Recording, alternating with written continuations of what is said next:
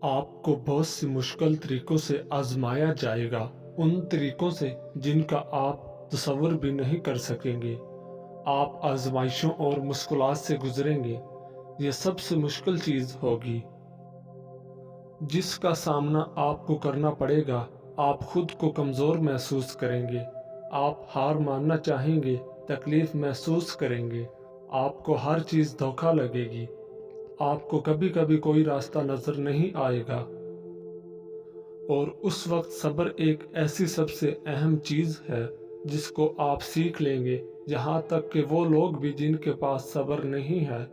یہ آپ کے اندر بڑھتا جائے گا اور آپ کو اپنی پوری صلاحیتوں کو بڑھنے دینا ہے۔ آپ یہ سیکھیں گے کہ صبر ایک ایسی چیز ہے جسے آپ کو حاصل کرنا ہی پڑے گا۔